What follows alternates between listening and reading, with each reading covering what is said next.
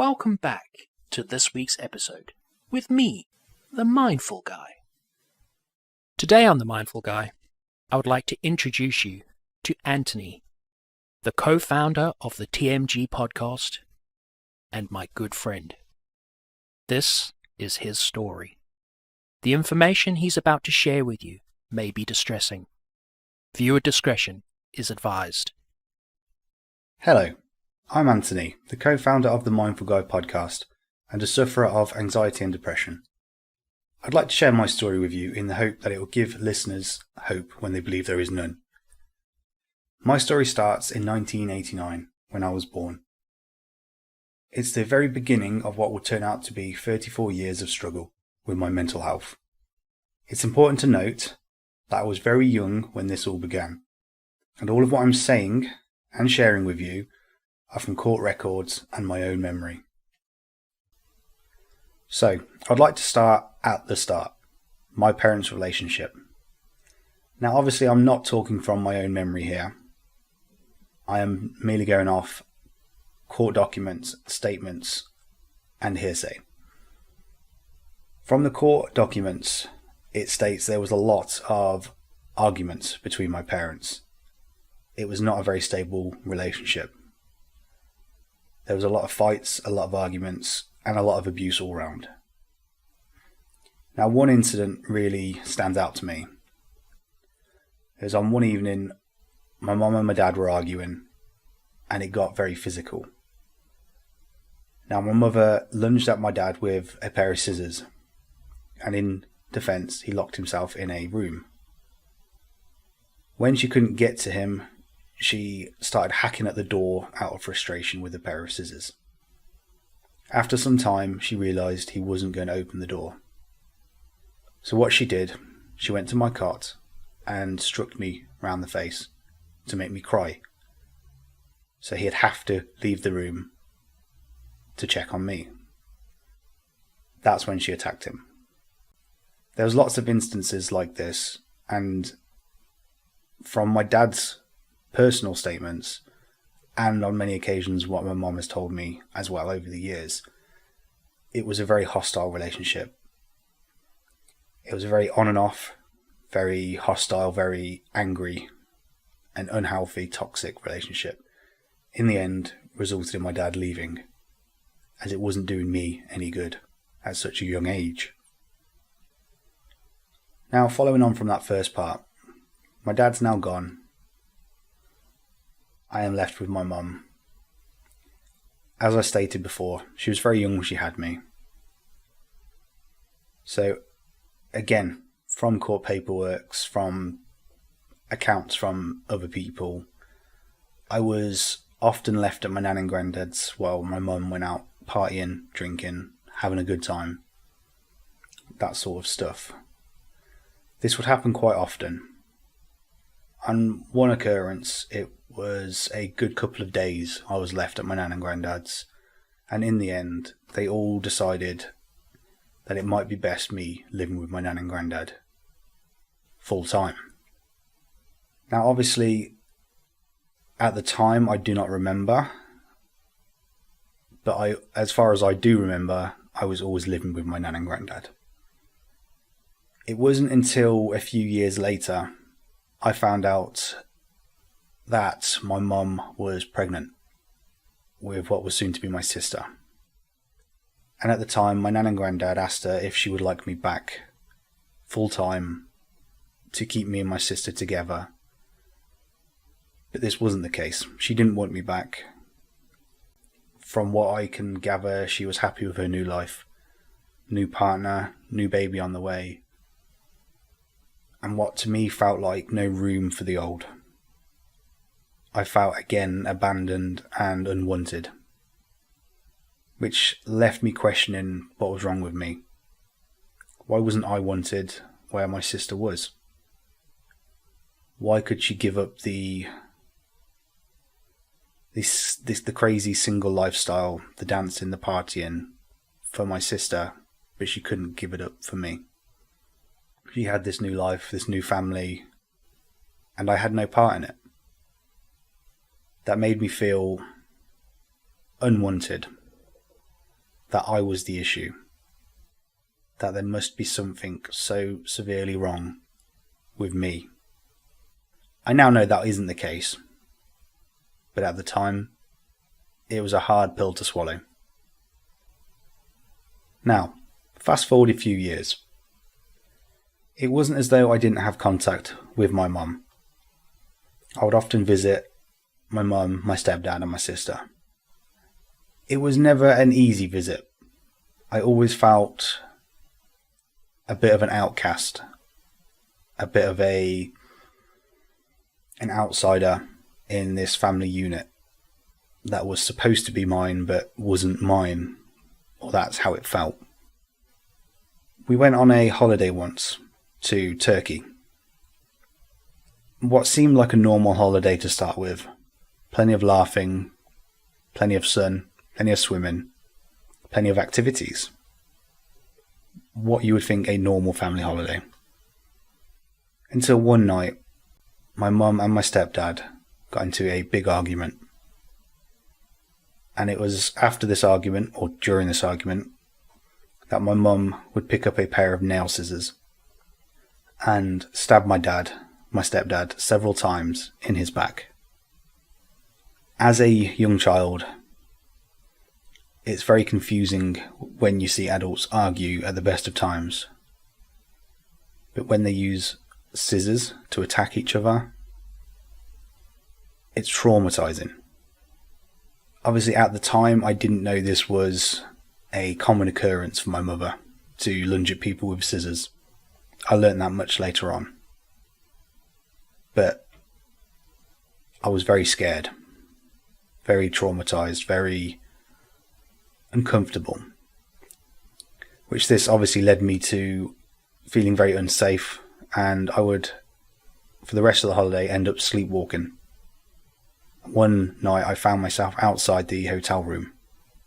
I woke up on the doorstep, scared, not knowing where I was, banging on the door, crying to let me in. This has stayed in my mind even to this date now. I remember it very clearly. And I think what made it worse was the next day, they carried on like nothing had happened. They carried on like normal, like a normal loving family on holiday together, having the best of times. To everybody on the outside, we was a loving family. Little did they know on the inside, I was screaming for help. Another incident that stands out in my mind is a family barbecue. It started off like most nights, nothing out of the ordinary. That would soon change. Everybody was drinking, having a laugh. But my mum, she would always take it that step too far. She had a few drinks too many. More drinks than most. She would urinate in the garden. Dance around, flashing herself to family members in the garden. She would perform sexual acts on a bottle. Just acting a little bit much for a family barbecue. My uncle, her brother, would step in and try to calm her down. The problem is with my mum, she didn't like being told what to do. This turned it into an argument between the two of them, which soon got physical. It got so bad that the police had to be called. They would hit each other, kick each other, all kinds. Eventually they got pulled off each other, and my grandparents, my uncle and myself, we left. Now, the police got sent round to my grandparents' house, as my mother had accused my uncle of driving home drunk. The police woke me up to ask me who had been driving that night. To my reply, my grandmother drove. it was just that level of spitefulness. That fight hadn't gone far enough. She had to go that next step. Now this family barbecue and what happened at the barbecue was the lighter fluid to the fire. After this, the whole family erupted. There was a massive split down the middle that still to this day has not healed, and led on to what might be the most difficult part, or one of the most difficult parts of my childhood. Now, as I said, this part is probably one of the most difficult parts of my childhood. As a result of that family barbecue, my mother decided she wanted full custody of me. So she dragged my grandparents to the family court.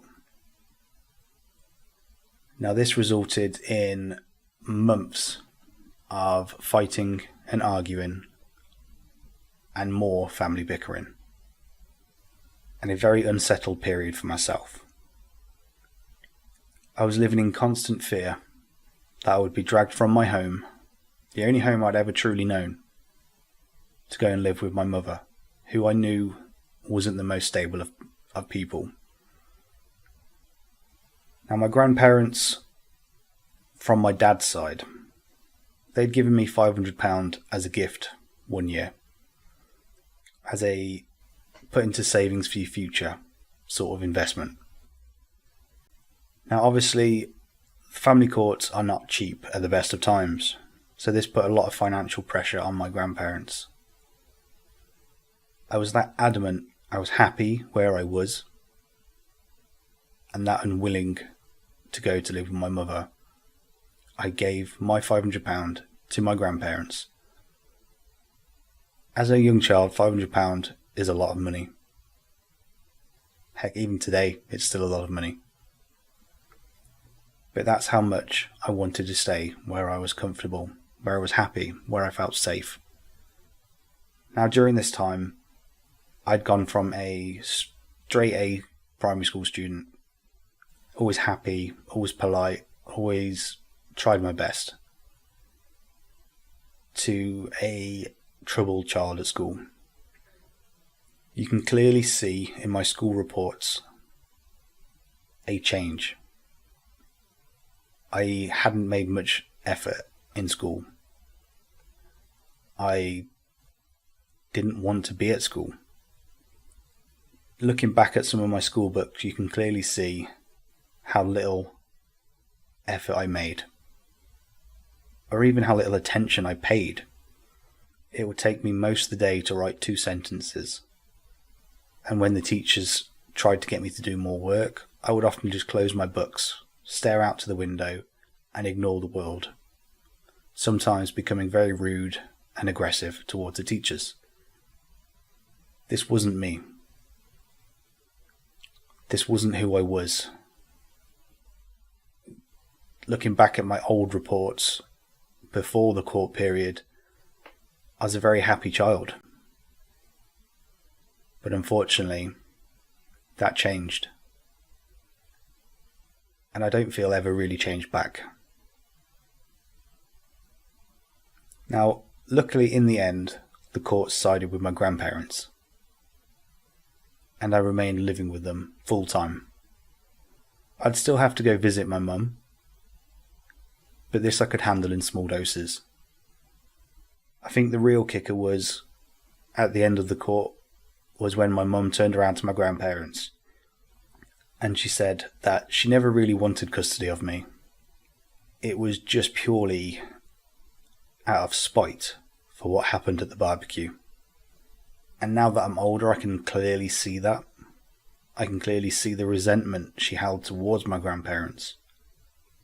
But to go as far as dragging your son through the courts, ripping his life apart, just out of spite, really shows a lot about the person.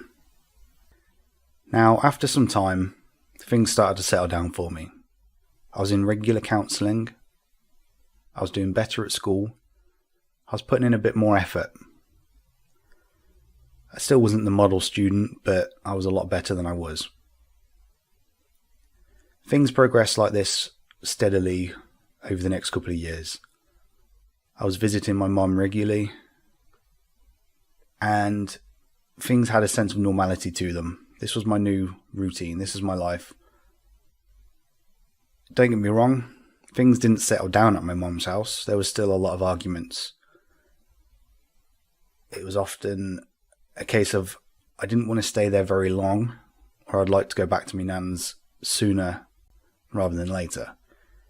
But at the same time, I didn't want to leave my mum's out of fear of my sisters. I didn't want them to have to suffer my mum alone, suffer the unstable behaviour alone. I wanted to be a form of support when needed. Now, as I said, arguments in my mum's house was a regular occurrence, but this one occasion, things seemed a little bit worse. The argument was a bit more heated than usual.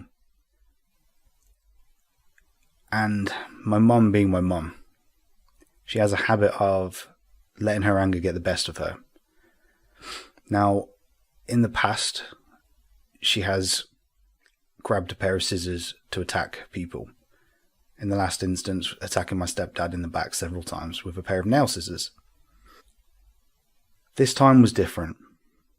She didn't reach for the scissors, she reached for a kitchen knife. She stabbed him in the back of the leg. Now, I remember witnessing this as a 12, 13-year-old boy, not knowing what the hell to do. All I knew what to do was to keep my sisters away from this. Make sure they stayed upstairs. After I got them upstairs, I come back down. I remember grabbing kitchen towels, tea towels to try and stop the bleeding. I had to stop the bleeding to try and help my stepdad best I could, as he was suffering in pain, bleeding everywhere, blood all over my hands. It was a traumatizing night. It's a night I still remember very vividly. And it's one of those, no matter what you do, you can still see the blood. You can still hear the screams. You can never truly move past that. You can only learn to cope. After this incident, my stepdad wasn't around for a while. But this is whereabouts she brought in another man. After everything that happened, she'd bring someone else into the house so quickly and so uncaringly. Now, this man would try and talk to me on a few occasions. I wasn't overly interested. I didn't know who he was. He was just some stranger in the home. There was constant parties throughout the nights. These parties were often fueled with drugs, alcohol, and often ending in fights. As you can imagine, after all this, the thoughts of ending things started to make an appearance in my mind. I'd had enough. I couldn't cope with the unstable life I had any longer. I think the only sense of normality I had was when I was at my nan's. My nan and granddad were that constant in my life. So I think for that I am grateful. Now, I tackled these dark thoughts for quite some time. Kept pushing forward in life, doing the best I could. Around the age of 14, I'd met my first love. I was very unprepared for this love. I was very unprepared for a meaningful relationship of any sorts. I hadn't exactly had the best upbringing or role models when it comes to loving relationships. All I had was what I learned from my nan and granddad. We were together for nearly 2 years, give or take. We were very inseparable. We were together most of the time. I do sometimes look back and regret the way I was. I was a very controlling, very angry person. I would cheat at every opportunity I could. I would like to make excuses, but in truth, at the time, I just didn't care. I didn't care about anyone's feelings other than my own. I think I was angry. Angry at the world for throwing so much hardship and filling my life with hate. I didn't care who got hurt, as long as I felt good, even for a brief moment. Which now looking back, it was a very self-destructive behaviour of mine. Because I had that anyway. I had somebody that cared for me, I had somebody that loved me, I had somebody that put my feelings first, but I couldn't see it. Or I didn't want to. I feel if I'd have accepted it and lost it, it would have hurt more than if I'd have pushed it away. But I guess that's why they say hindsight is a funny thing. Now this relationship, she fell pregnant. Again, we'd met when we was 14, so it was very young. We made the very difficult decision to terminate the pregnancy. We knew we were very young, too young to have a baby, very unprepared, and it wouldn't have been fair on the child to bring it into the world with us as parents. It wouldn't have had much of a chance, or that's how we felt at the time. Now ultimately this was a very difficult decision to make, and it played on my mind, well, it has played on my mind ever since. This led me into a very dark place, which ultimately, it was the beginning of the end of our relationship. This would lead us down the path to go in our separate ways. Not on the best terms either. When we separated, again, I was feeling very alone, very isolated, very unlovable, and unwanted, which was a common feeling I felt. Now, after we separated, I went on a bit of a destructive path. I just wanted to not feel so alone. I wanted someone to talk to. I wanted someone to help put my thoughts and feelings into perspective and give me a way forward.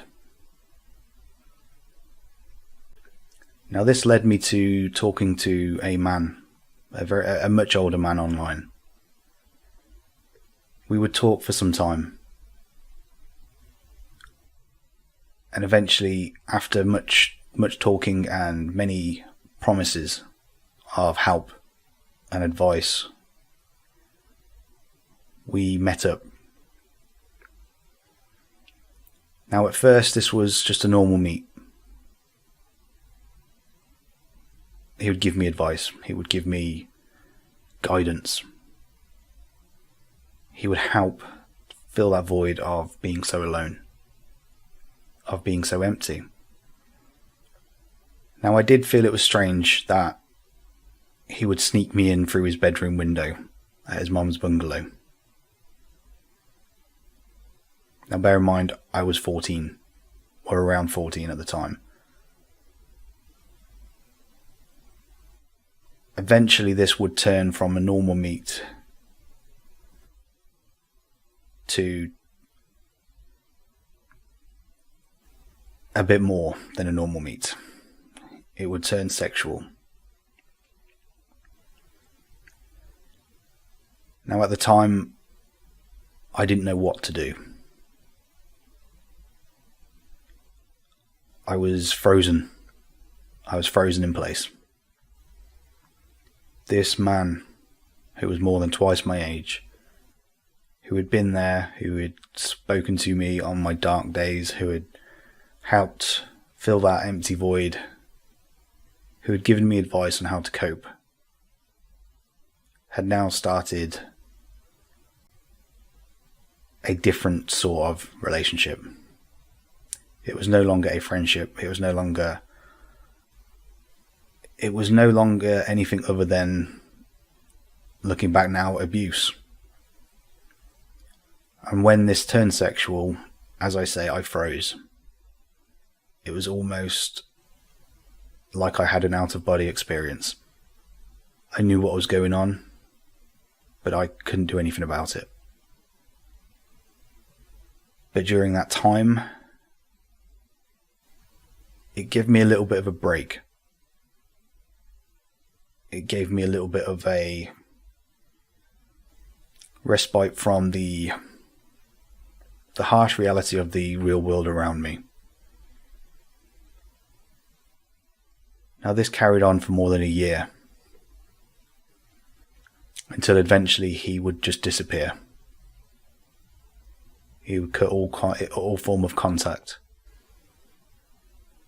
Now, at the time, I didn't know why. Again, it led me to feeling a sense of alone, sense of that I've done something wrong, a sense of emptiness again. Looking back now, I now know why that he just disappeared. It's because I got too old for him. He was simply a predator preying on the weak. But at the time, I didn't have this answer. I didn't have these answers I've got now. All I knew is I was alone and desperate yet again. And this led me to having thoughts of ending things again and self-harm. Now, this led me to a block of flats where I sat in the lobby contemplating everything in my life that had gone wrong. I didn't see any good at the time. I felt alone and in pain. I wanted the pain to stop. I was just plucking up that little bit of courage to take myself to the top of the block of the flats and jump. Until a little old lady was walking out of the flats and she saw me sat in the lobby. And she told me off. "You're not supposed to be here. This is private property. Get out." At the time, this made me angry. And I stormed off. Little did I know that she had just saved my life. And looking back now, I truly wish I could thank her. Now, age 17, I decided to join the army. I joined the infantry as a Royal Fusilier. Did my basic training, which is 6 months, and loved every second of it. I thrived in training. The fast pace, the challenges, every part, I seemed to be at home. Always a smile on my face, just loving life. Even the parts everybody hated, I loved. I did well. It's something I was good at. Now, after basic training, I got posted in Cyprus, going from a fast-paced environment, constant challenges to go overcome, to being stuck on rear party. Now, rear party is where most of the battalion is on tour. And as I just joined the battalion, I wasn't in time to go on tour. So I was on rear party. And that's supporting the people that are on tour by keeping the day-to-day tasks running. This was a lot slower paced than what I'd grown accustomed to. Now, as there wasn't very many of us, it was quite lonely and I felt very isolated. And this is where I noticed my past starting to catch up to me. And my coping mechanism for this was alcohol. I'd wake up in the morning, clean my teeth, crack open a can, then go to work for the day. Come home at lunch, have a bite to eat, crack open another can, and then go back to work. Now, after work, I'd either go to the local pubs or a couple of cans in my room. Now, weekends would be very dangerous. I would often spend most of it drinking. Finish work Friday afternoon and drink until early hours Monday morning. Sometimes hours before starting work. Now, this coping mechanism wasn't good. My mental health started to dip, which ultimately this eventually led me to being discharged through to my mental health. Now, after leaving the army, life didn't really have much meaning for me. Up until the age of 21, it was very much dead-end job, go out drinking all the time. Life just seemed a little bit out of control. I didn't know what to do with myself. I turned to drugs, as alcohol. I'd grown numb to alcohol. So I just needed something to take that little edge off. This carried on for some time.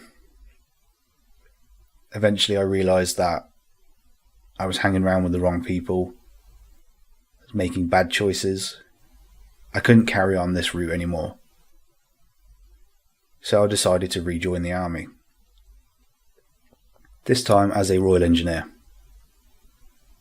Redone my training. Again, loved every minute of it. Done my engineer training. I struggled with that, but still enjoyed it. And then I was posted in bomb disposal. Again, I still had a problem with alcohol.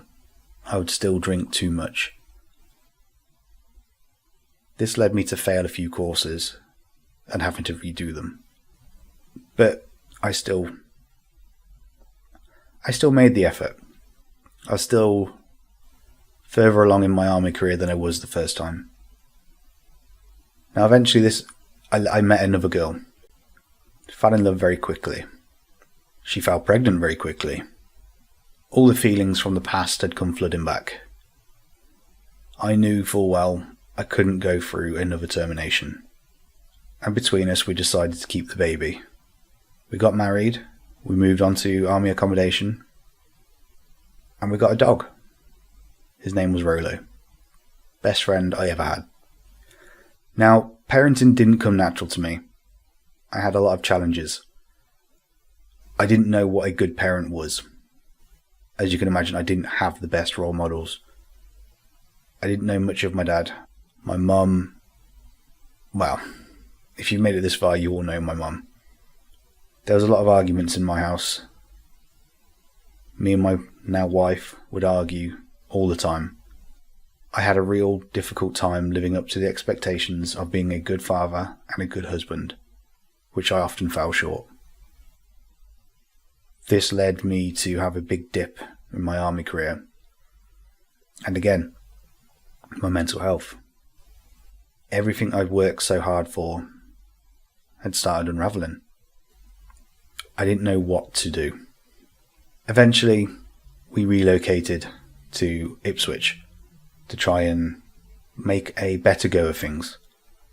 I was in a new squadron, trying to make a new start. This didn't work. I think too much had happened, and again, our marriage, we was arguing still. The move only escalated these problems. So much so, when I was on guard duty one day, I'd made the decision to unalive myself with my service rifle. I'd had enough. I couldn't cope with all the arguments. I didn't see much worth in myself. I thought everybody would be better off without me. I didn't want to drag my kids down the same life I had. Now, the only thing that had stopped me was a phone call I got from my wife saying she was pregnant again. Now, we knew our marriage was going down a dark path and we couldn't carry it on. So we decided a termination was for the best. this wasn't an easy decision. On the day of the termination, neither of us could go through with it. So we didn't turn up. We decided to keep the baby. Which now, don't get me wrong, I am so happy we did. Both my kids mean the absolute world to me. So we didn't go through the termination. We decided to try again with our marriage. At this time, I'd decided to leave the army to give us the best possible chance we had at success. Left the army and moved back to my hometown to try and fix things. Now, after leaving the army and moving back to my hometown, I didn't really know what to do with myself. And for some time, I would just drift in a depression, just feeling lost and very unmotivated. Eventually, I started to want more. So I started looking at new career paths, new ways forward. I knew I wanted to work for myself. I didn't want to go to a 9 to 5 sort of job and have somebody tell me what to do. I thought being self-employed is the way forward. So I put myself through a personal training course, started up some boot camps, and thought personal training might be the way forward, especially for me, somebody that's just come out from the army that enjoyed the physical aspect. But unfortunately, I didn't seem to really enjoy it. I think being in that depression and forcing myself out of that depression, or so I thought, it didn't have a positive impact. So I started a new venture. We needed money. I needed to support my family best I could. And I found on Facebook somebody was advertising looking for a window cleaner to come work for them. So I went to work this bloke and started window cleaning for him. It was very long days, very hard work, and he was only paying £30 a day. And one day, he must have done about 12, 13 hours, and he still only gave me £30 for the day. And I thought, this isn't fair, I could do this myself for more. So I had £20 in my pocket. I borrowed a bucket and a set of ladders and started off on my merry little way. I started what would turn out to be a 10-year business, Wizzy Clean's window cleaning. It was a hard journey to get this business going. It put a lot of strain onto our marriage. It was already a strained marriage at the best of times. But now my attention was not on fixing the marriage, it was on making this business work. It was my new crutch. It was my new alcohol. So the arguments would start again. This one argument, it would turn out to be the end of our marriage. We got in a heated argument, and out of frustration, I threw a wedding photo, which bounced off the floor and scratched her leg. So she called the police. I knew the police were on the way, and instead of going quietly, I locked the doors and I took an overdose. Eventually the police got in, took me to hospital. After everything was okay, then they took me to the police station. I was locked up for the whole weekend. Now during this weekend, my grandmother had a heart attack and had to have a double heart bypass. Now I wasn't anywhere to be found. I was in a police station. Eventually I found this out when I was released. I wasn't there for my grandmother because of an argument that went too far. I felt like the only person that had been there for my entire life I'd let down. I knew this marriage had to come to an end. We agreed to separate and go our separate ways. So I went back to live with my grandparents. Now, after some time at living with my grandparents, my ex-wife, she decided to move back to her hometown. So I moved back into our home. Now, for some time things were amicable. I had my dog with me, the kids lived with her, and visited on weekends. And this was the case for quite some time. Until one day, we had a disagreement. I said the kids are going to stay with me until we talk about this and figure it out a mutual way forward. So she come round. As soon as she walked through the door, I knew something wasn't quite right. She grabbed the kids, accused me of hitting my own kids, and then ran out the front door. When I followed to find out what had happened and what was going on, and I'm just in pure confusion at this point. I was ambushed by her mother, her brother, and my father. Now, my father had grabbed me around the throat to stop me from stopping her take my kids. I had to stand there while she threw my kids into the back of a car and drive away, not knowing then that would be the last time I saw my kids for over 6 months. We had to go through the courts. It felt like my childhood history had repeated itself, but now it was my kids that were going through it, and there was nothing I could do to stop it. Now, after a lot of court proceedings, a lot of court appearances, back and forth, on one occasion she got me arrested outside of court for supposedly breaching a non-contact order. After 6 hours in the police station, I was released with an apology from the police, as this was not the case. Eventually, CAFCAS got involved, and on our first session with CAFCAS, the worker had overheard my ex-wife manipulating the kids, telling them not to forget to say certain things and what they can and can't say and things like that. After one session, CAFCAS decided that they didn't need to do any more sessions with me and my kids. They knew I wasn't a risk to my kids, and they knew my kids adored me.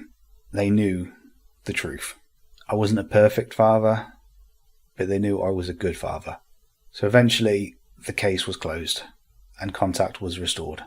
Things seemed normal for once.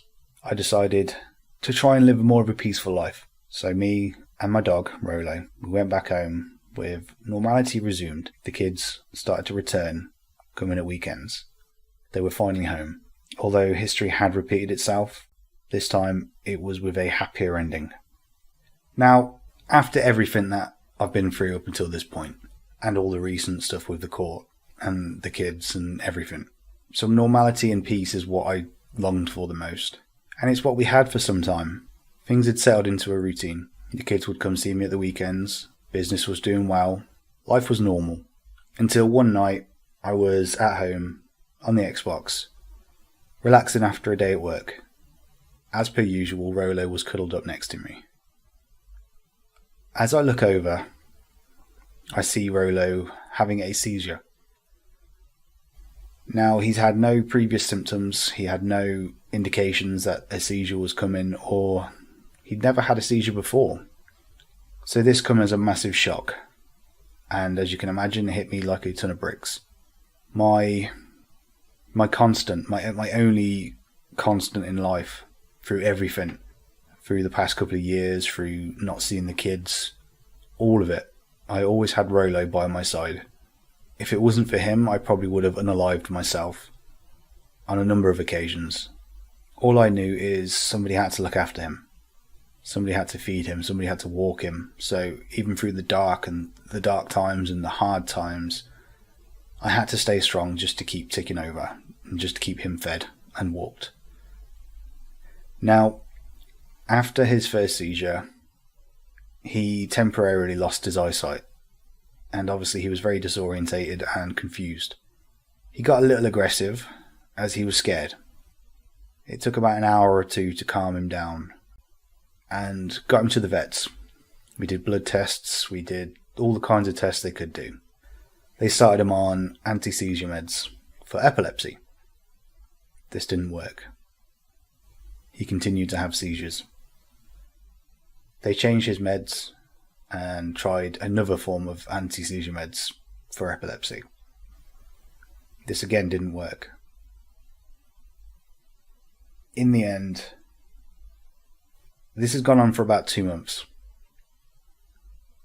and it was just getting worse. On this one day, he had 11 seizures in one day.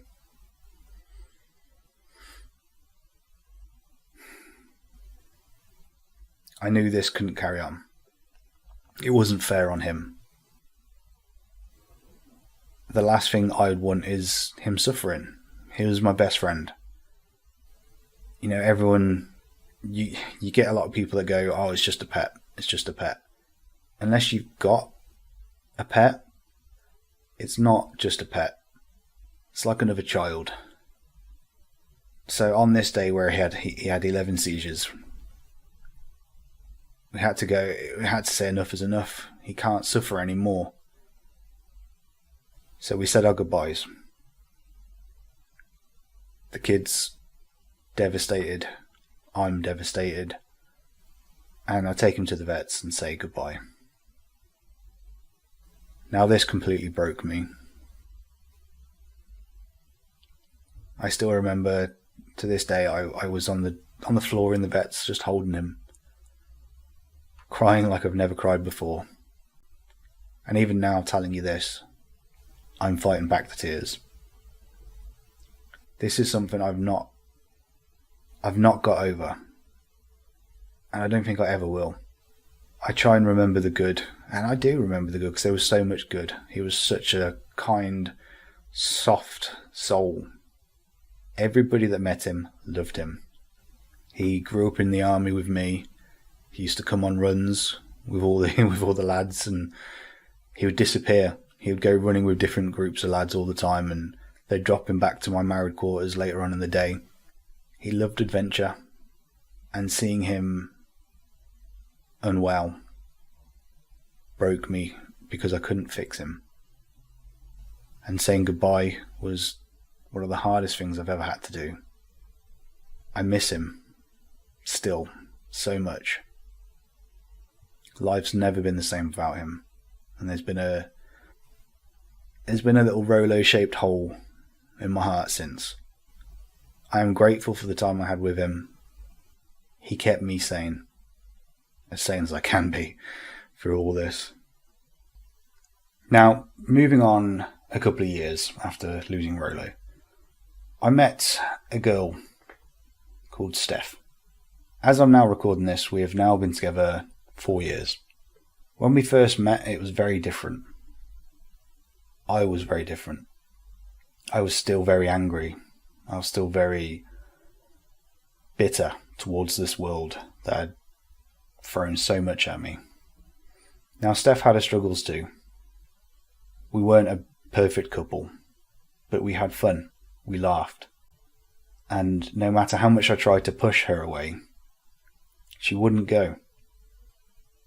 All my usual tricks and my usual behaviour didn't work. My self-sabotage behaviour was ignored. And to me, it was baffling. I couldn't get past that. I couldn't understand how one woman could not so much ignore the behaviour, but not put up with it. She didn't tolerate it. She called me out on it. So eventually, this slowly began to bring my walls down. I slowly started to let her in. She was very stubborn. She worked through the issues, not ran away from them, despite my angry outbursts. And there was a lot. Again, I was a very angry person. So it definitely wasn't a plain sailing relationship. One day, I decided I wanted to try and get back into shape, relive my youth a little bit.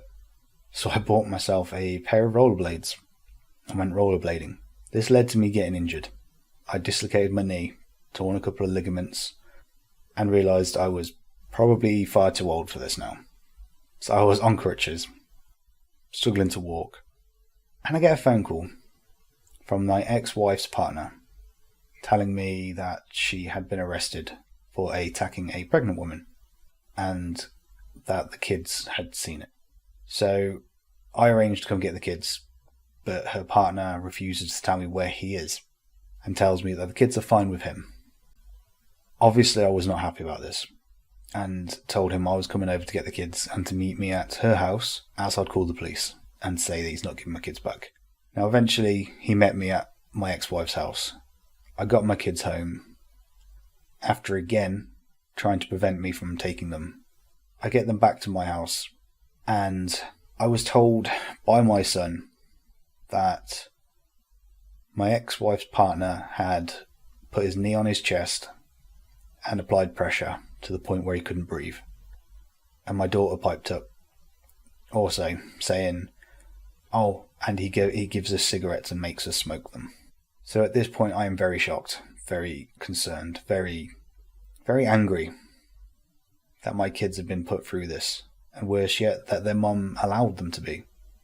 Now, getting them home after the ordeal they've just been through, they were very shaken, very pale, very tired, very confused. I spoke to them again in the morning, and they both repeated what they told me last night, the night before. Now, this led to a conversation with their mum, offering me no reassurances, no excuses, no reasons, nothing other than bring the kids back to me now. At this point, I knew what I had to do. I had to take drastic measures. So back to the family courts we go. She tried to stop me from seeing the kids yet again, but the courts wouldn't allow it. Social services got involved. They did their full investigations, and it resulted in me having shared custody with their mum upon the kids' requests.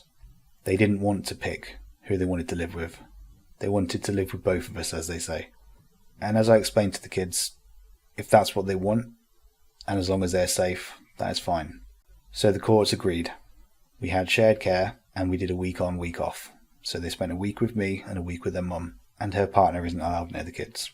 Her ex-partner now isn't allowed near the kids. So this both give me and my kids the peace of mind going forward. Now, this led to me moving closer to my kids, an hour away from where I initially lived. Upon moving, the house I was supposed to move into started to fall apart. It wasn't the best start, let's say. So we decided to move in with Steph, my partner. It was only supposed to be a temporary move until the house got fixed. But the list of problems with the house just started rising and rising and rising. So in the end, we made the move permanent.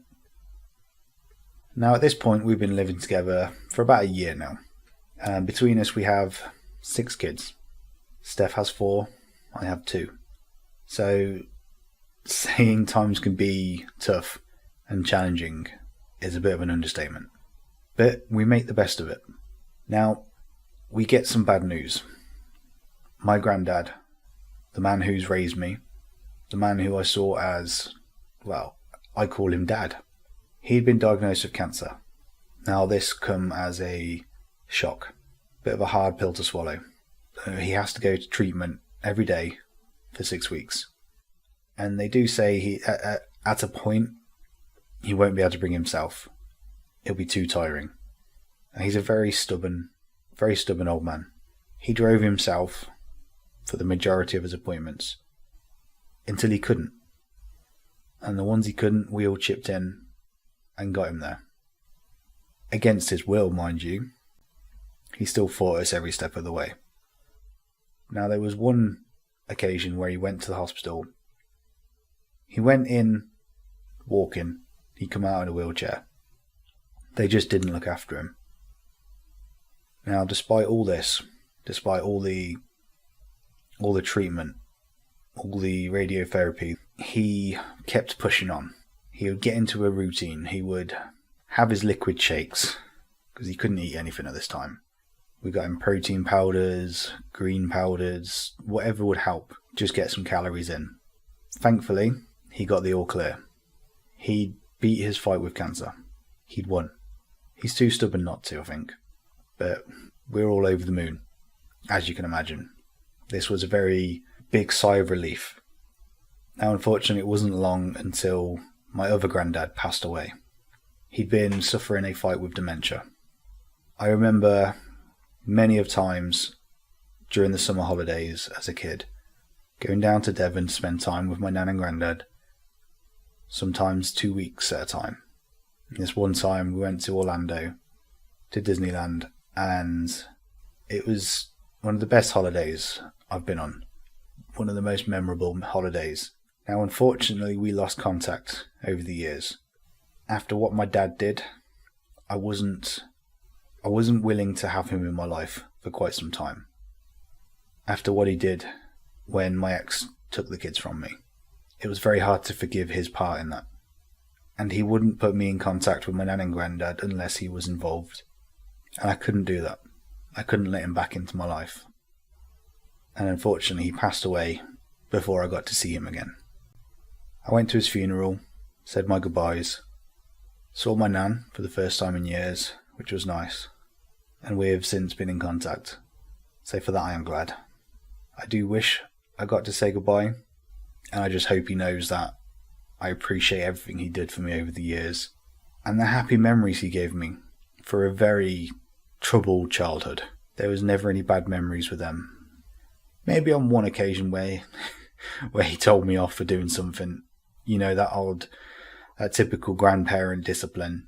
It hits a little bit differently than your parents' discipline.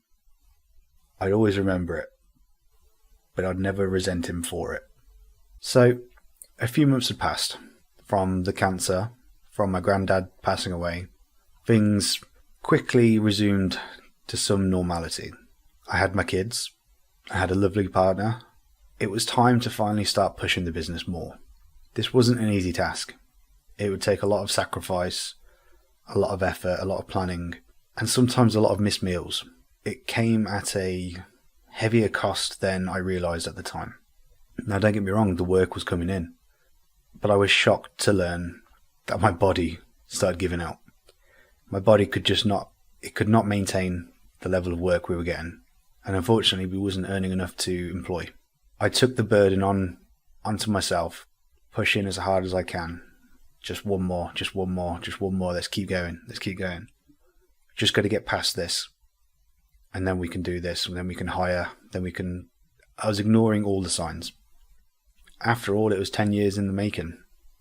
I had to make it work.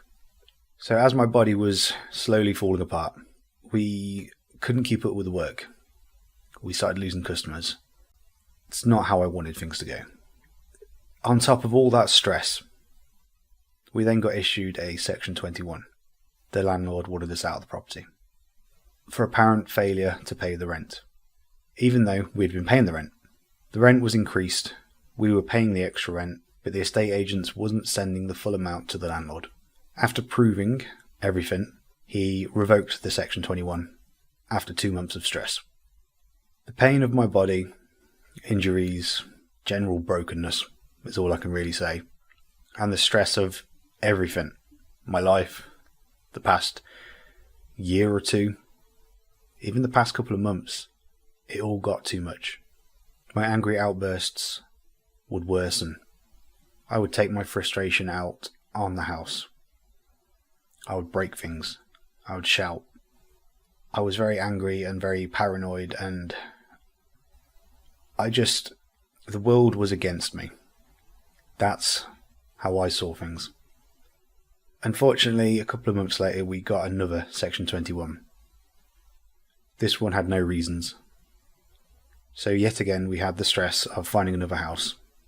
Pushing the business had to be put on hold, and we started looking. Now, this wasn't an easy task, as if any of you have looked lately at the UK renters market, it's not great. Rents are extortionate. Around 50 applicants easily per house. It all just got a bit much. One day I had a very bad angry outburst.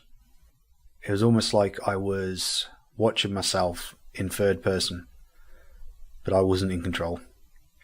This angry outburst was in front of the kids. They saw the main thing I'd always wanted to keep them away from, was that anger that I had witnessed as a kid. That outburst, that uncontrollable rage, that darkness that I had growing up, the kids had finally witnessed. I knew then I had to get help.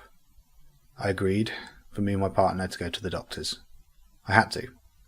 I couldn't carry on the way I was. It wasn't fair on the kids, it wasn't fair on my partner, and it wasn't healthy. The doctor wasn't very much help. He told me I had to lie, and I'd have to hide the fact I had a personality disorder. I'd be on a waiting list for years, and if they heard I had a personality disorder, I'd be put in a corner and ignored. I left that doctor's office feeling so hopeless that there was no help. Me and my partner walked out.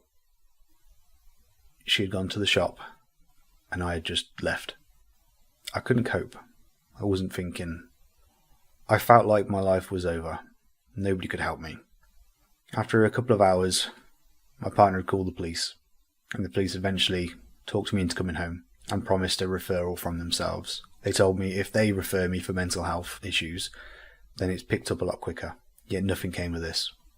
So I carried on doing what I could myself. This didn't work. It was the equivalent of putting a band-aid on a gun wound. We finally found a new house and moved in the day before our Section 21 notice had ran out. Now, this wasn't a straightforward move. The house was very run down. It needed a lot of work. But it was a house. We moved in, we decorated. Things finally started to seem like they were settling down. So I decided, right, now's the time to push the business, finally. Then my worst breakdown to date happened. Now, I won't go into details about this breakdown, but it wasn't a good one. I can only go as far as saying that I ripped my whole life apart.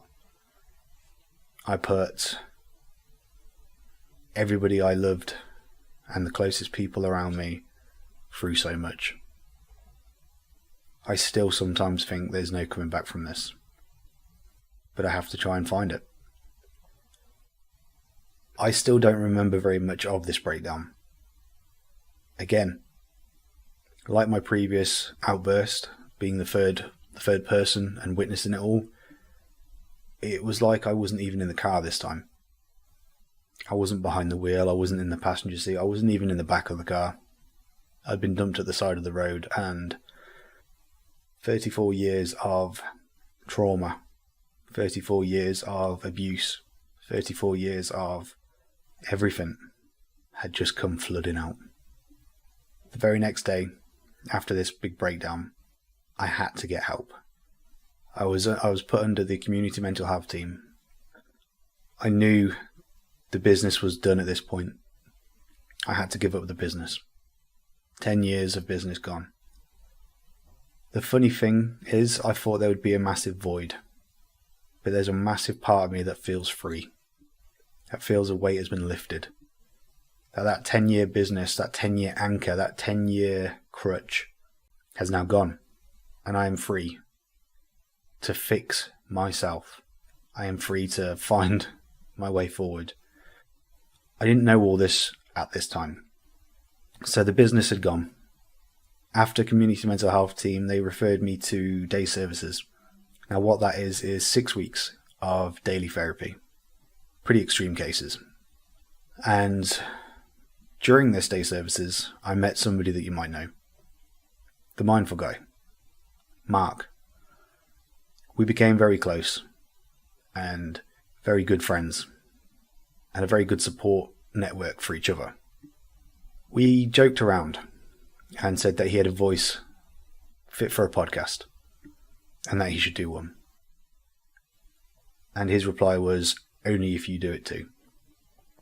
So here we are. We decided to work together and create the Mindful Guy podcast.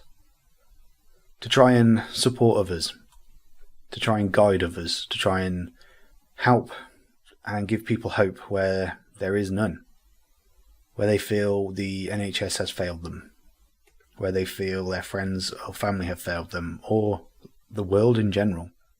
We are there. Now, we're not professionals. We are merely going off our own experiences, our own lessons, our own hard-learnt lessons. If we can do it, you can do it too. Help is out there. You just need to find what works for you. It might be this podcast. It might not. But please, if you think this can help anybody, share it with them. Share it. Even if you don't like it, share it. Somebody might find value in this. I'm not sharing my story with you to get sympathy. My story is my story. I refuse to be a victim of my story any longer. I won't be held prisoner by my past anymore. Now, I am not cured. This mental illness, this lifetime of trauma, it may take years to fix. It may never be fully fixed. But I am taking each day at a time to ensure I do not carry this forward any longer. I do not keep repeating the same mistakes. I do not repeat the same cycles. More importantly, my kids don't learn the same lessons that I did. And my kids listen to this story one day and go, my dad had his flaws, but he recognized them and he tried to fix them. Please, if you take anything away from this, just take away that there is help out there. I didn't feel there is any for so long. Then I found day services. Then I found Mark. Then I realized everyone else I had around me this whole time. Now I'm hoping that we can help you. Thank you. If you like what you hear and you want to see more, click the like, subscribe and notification buttons, or leave us a comment in the comment section, and I'll see you again on the next episode of The Mindful Guy.